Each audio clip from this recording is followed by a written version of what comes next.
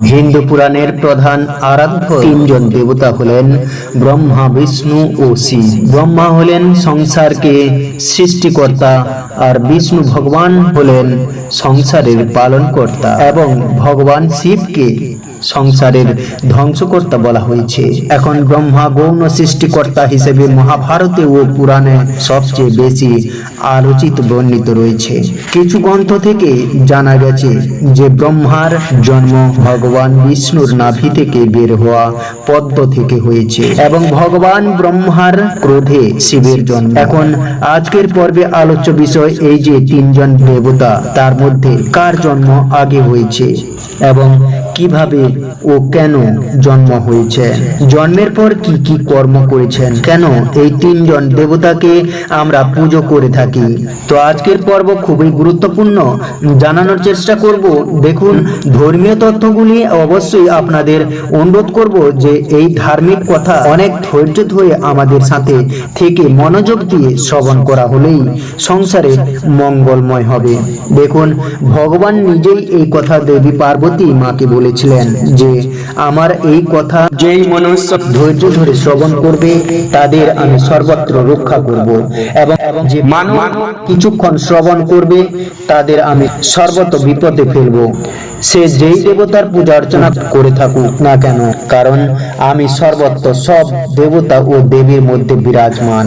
আমার এই ভয়ঙ্কর মহারুদ্র শক্তি সর্বত্র সমান ভাগে বিরাজিত সকল দেব দেবীর নামে, তাই আমার 3,33,000,000 কোটি নাম।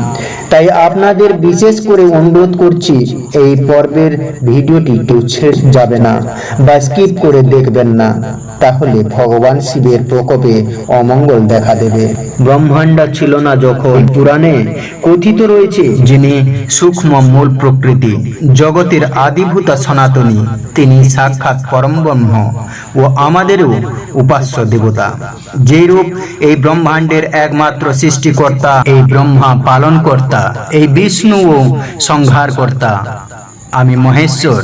সেই রূপ অনন্ত কোটি ব্রহ্মাণ্ডবাসী, কোটি কোটি ব্রহ্মা, বিষ্ণু, মহেশ্বর ও সৃষ্টি, স্থিতি ও লয়ের বিধিত্রী একমাত্র সেই মহেশ্বরী। এই পুরাণে কথিত রয়েছে যে সৃষ্টির পূর্বে জগতে সূর্য, চন্দ্র, তারকা কিছুই ছিল না। দিন রাত্রির ভেদ, রসতত্ত্ব কিংবা দিশা সকল তখন অবর্তমান। শব্দ, স্পর্শ ইত্যাদি তেজ ও তখন প্রকাশ পায়নি। তখন যে একমাত্র সদস্তু স্তুতি সমূহে তৎসৎ ব্রহ্ম বলে প্রতিপন্ন হন, সেই সচিদানন্দ রূপিণী প্রকৃতি একাকিনী বিরাজ করেছিলেন। দেবী শুদ্ধ জ্ঞানময়, নিত্যা, বাচাতীতা, নিষ্কলা, যোগীগণের ও দুর্গমা, সর্বব্যাপিনী ও উপদ্রব রহিতা, যিনি নিত্যানন্দময়ী, সূক্ষ্মা ও গুরুত্বাদি গুণ রূপ জিতা। এই মূল প্রকৃতির যখন সৃষ্টি বিষয়ক ইচ্ছা উৎপন্ন হয়, তখন তিনি অরূপা হয়েও শ্রেয় ইচ্ছা বলে রূপ ধারণ করে। এই রূপ দলিদাঞ্জন প্রভা ও তার মুখমণ্ডল প্রফুল্ল পঙ্কজ মনজ্ঞ। তিনি চতুর্ভুজা, রত্ন নেত্রা, মুক্ত কেশী ও দিগম্বরা। তার স্তনদ্বয় প্রিয় ও উত্তুঙ্গ। ভীমরূপা দেবী সিংহপৃষ্ঠে সমারূঢ়া। দেবী স্বেচ্ছায় সত্য, রজ ও তম গুণ দ্বারা চৈতন্য বর্জিত এক পুরুষকে সৃষ্টি করেন। সেই পুরুষকে চৈতন্যবিহীন ও ত্রিগুণামাত্র জন্ম নিতে দর্শন করে তিনি স্বীয় ইচ্ছা বসে তাতে নিজ শ্রী শিক্ষা সৃষ্টি বিষয়ক ইচ্ছা সংক্রামিত করেন। তখন দেবীর শক্তিতে শক্তিমান হয়ে পুরুষ ত্রিগুণা বিভাগে ব্রহ্মা, বিষ্ণু ও শিব রূপে ত্রিধা বিভক্ত হন।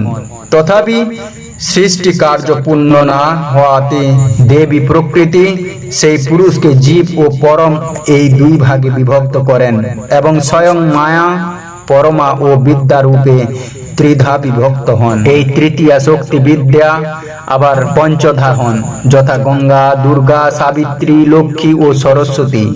এরপর মহাদেবী ত্রিদেবকে জগৎ সৃষ্টি, পালন ও সংহার কার্যে নিযুক্ত করে অন্তর্ধান করেন। ব্রহ্মা সৃষ্টি করেন জল, সেই জলে ত্রিদেব সেই পূর্ণা প্রকৃতিকে পত্নী রূপে পাওয়ার তপস্যা আরম্ভ করেন।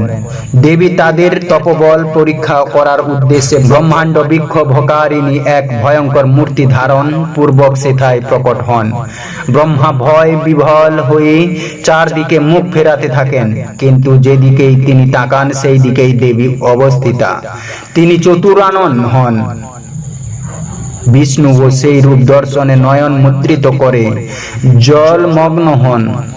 ব্রহ্মা বিষ্ণুর তপভঙ্গ হলেও মহেশ্বর দেবীকে চিনতে পারেন ও ধ্যানে অটল থাকেন। দেবী প্রসন্না হয়ে পূর্ণরূপে অবতীর্ণা হয়ে তাকে পতি রূপে বরণ করার বর প্রদান করেন। সেই থেকেই শিব মাতা হন শিবানী। এই সৃষ্টি কাহিনী এক সময় বহুল প্রচার লাভ করেও নানানভাবে আখ্যায়িত হন।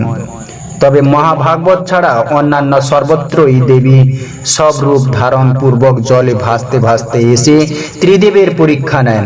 বৃহৎ ধর্ম পুরাণ থেকে আরম্ভ করে বাংলা ভাষায় রচিত অন্নদা মঙ্গলেও এমনটি আমরা পাই। সৃষ্টি পুরাণে একটি প্রধান বিষয় এবং দেবী ভাগবত পুরাণে এটি প্রকৃতির কোণ থেকে ব্যাখ্যা করা হয়েছে।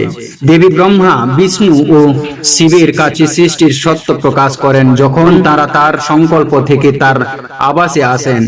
যে এই সমস্ত বিশদ বিবরণ ব্রহ্মা নারদকে এই রহস্যময় বিষয়ে পার্বতীদের সন্দেহের অনেকগুলি পরিষ্কার করার উপায় পৌঁছে দিয়েছেন। তিনি তম গুণ, সত্য, রজস্ব এবং তমস্যের বিশেষ দিকগুলি বিস্তারিতভাবে ব্যাখ্যা করেছেন। এই গুণগুলি বিভিন্ন অনুপাতে সৃষ্টির প্রতিটি দিকের অন্তর্গত। ত্রিমূর্তিতে ও তিনটি গুণ তাদের সৃষ্টি, ভরণ পোষণ এবং সংহারে তাদের নিজ নিজ ভূমিকা পালন করতে সক্ষম করে। পরাপ্রকৃতি হল নির্গুণ ব্রহ্ম, সমস্ত ব্যাপ্ত এবং ভারসাম্যের অবস্থায় যখন গুণগুলি সক্রিয় থাকে না। এটা সৃষ্টি হওয়ার আগে। তাহলে কিভাবে হয়েছিল শিবের জন্ম? জানুন পুরাণে বর্ণিত দেবাদিদেবের লীলা রহস্য। কোন রহস্যের যুগ যুগ ধরে শিবের মহিমা চির অমলিন। তিনি দেবাদিদেব মহাদেব, ত্রিলোকনাথ পরমেশ্বর, তার চেয়ে শ্রেষ্ঠ কেউ নয়। বেদ ব্যাসের বৃহৎ শিব পুরাণ, শিব হইতে শ্রেষ্ঠোত্তর কিছু মাত্র নাই, সবার শ্রেষ্ঠ জানিবে সবাই। এই শিবই শস্য শ্যামল বাংলার বুকে স্ফীত পেট গোপ দাড়িময় ভোলানাথ। বঙ্গ সংস্কৃতিতে তিনি মিশে গিয়েছেন সেই কবে, কিন্তু শ্রী প্রসঙ্গ পরে সভ্যতার উন্মেষ থেকেই তিনি আরাধ্য। কিন্তু পুরাণ মতে তার আবির্ভাব কবে? বিশ্বপতি তিনি। সমগ্র বিশ্বের অধিপতির জন্ম হয়েছিল কিভাবে? বৃহৎ শিব পুরাণ অনুযায়ী কল্পে কল্পে ব্রহ্মা বিষ্ণু নবেন জন্ম, কল্পে কল্পে হয় সর্ববিশ্বের সৃজন। এরূপে সবার সৃষ্টি কবি মহেশ্বর সংহার করেন পুণ্য দেবতাদের হর, অর্থাৎ ত্রিদেবের ব্রহ্মা বিষ্ণু মহেশ্বর মধ্যে প্রাচীনতম শিবই। তিনি বাকিদের সৃষ্টি করেছেন। শিব পুরাণ তেমনি বলেছে তিনি আসলে স্বয়ংভূ। যখন কিছুই ছিল না তখন তিনি ছিলেন, আবার যখন সব ধ্বংস হয়ে যাবে তখনও থেকে যাবে তিনি। ব্রহ্মা ও বিষ্ণুর কলহের ফলে নাকি আবির্ভূত হয়েছিলেন। কি সেই কাহিনী? একবার ব্রহ্মা ও বিষ্ণুর মধ্যে তর্ক বাঁধল তাদের মধ্যে কে শ্রেষ্ঠ তা নিয়ে। বিতর্ক যখন তুঙ্গে তখন আচমকাই সেখানে আবির্ভূত হলো এক প্রকাণ্ড জ্বলন্ত স্তব। সেই স্তম্ভের শুরু কোথায়, কোথায় বা শেষ তার যেন তল পাওয়া যায় না। এরপরই শোনা গেল দৈববাণী। কোন সুদূর থেকে ভেসে আসা সেই স্বর দুই দেবতাকে জানিয়ে দিল, ওই স্তম্ভের আদি ও অন্ত যিনি খুঁজে বের করতে পারবেন তিনিই শ্রেষ্ঠ। সঙ্গে সঙ্গে একটি হাঁস হয়ে আকাশ মুখে ভেসে চললেন ব্রহ্মা। অন্যদিকে বিষ্ণু শূকরের বেশে জমি খুঁড়ে স্তম্ভের শেষাংশ অনুসন্ধানের চেষ্টা করলেন। সময় গেল, কিন্তু তারা সেই স্তম্ভের শুরু বা শেষ কিছুই খুঁজে পেলেন না। একটা সময় হাল ছেড়ে দিলেন দুইজনেই। তখনই তাদের সামনে আবির্ভূত হলেন শিব, যেন তিনি অপেক্ষমান তাদের জন্য। শিবকে দেখার পরে ব্রহ্মা ও বিষ্ণু বুঝতে পারলেন তার স্বরূপ। শিবের চিরন্তন তথা আদি অন্তহীন রূপকে প্রত্যক্ষ করে তারা বুঝতে পারলেন শিবের আসল পরিচয়। শিব কথাটির প্রকৃত ব্যঞ্জনা কি? এই প্রসঙ্গে উচ্চারণ করতেই হয় সত্যম শিবম সুন্দরম। সত্য ও সুন্দরের সেতু তিনি। এক মেবাদ্যম পরম ব্রহ্ম। সভ্যতায় শিব চেতনা কবে থেকে শুরু, সে প্রসঙ্গে যাওয়ার আগে একবার ব্রহ্মা ও বিষ্ণুর সঙ্গে শিবের সংযোগের প্রসঙ্গটি আলোচনা করা দরকার। সৃষ্টি, স্থিতি, লয় এই তিনেই প্রতিভূ তিনজন, ব্রহ্মা সৃষ্টি, বিষ্ণু স্থিতি ও শিব প্রলয়। শিব চেতনার কবে শুরু তার কোনো হদিস মেলে না, তবে নানা রূপান্তরের মধ্যে দিয়েই আজকের শিব রূপ পরিগ্রহ করছে সভ্যতা। মনে করা হয় শিব কল্পনা বৈদিক যুগের ও বহু আগের। সিন্ধু সভ্যতার মূলত মাতৃপূজার প্রচলন থাকলেও পুরুষ দেবতাও ছিলেন। তাদের অন্যতম তিন মুখ বিশিষ্ট এক দেবতা। একটি শিলে এই রূপটি দেখা যায়। তার হাতে বাজুবন্ধ, মাথায় সিং, আসনের নিচে ছিল একটি হরিণ, চারপাশে বাঘ, হাতি, গন্ডার, মহিষ, ত্রিমুখা, যজ্ঞেশ্বর, পশুপতি, মহাযোগী নানা নামে পরিচিত তিনি। তাকেই শিবের আদিরূপ বলে মনে করা হয়। বৈদিক যুগে প্রকৃতির শান্ত স্বরূপ থেকে কল্যাণময় যে চিন্তার জন্ম, সেই চিন্তা থেকে মঙ্গলময় চেতনার প্রতীক শিবের জন্ম। সংহারের দেবতা রুদ্র ও মঙ্গলময় শিব মিলেমিশে রয়েছেন মানুষের ধর্ম বিশ্বাসে একীভূত হয়ে। পৌরাণিক আমল থেকেই শিবের মূর্তির পাশাপাশি তার প্রতীক লিঙ্গের উপাসনাও শুরু হয়। অনেকেই শিবলিঙ্গে অনার্যদের ভাবনার মূর্ত স্বরূপ বলেও মনে করেন। এই শিবই বঙ্গ জীবনের অঙ্গ হয়ে মিশে গিয়েছেন ঘরের মানুষ হয়ে। এখানে দেবতাদের প্রিয় রে দেবতা, তাই তিনি পেশিবহুল জ্যোতির্ময়, মাথার পিছনে জ্যোতির্বলয় এমন দেবতা নন। মুখময়, গোপদাড়ি, হাতে কলকে, বাঘছাল পরিহিত এক মানুষ, যার শরীরে মেয়েদের আধিক্য।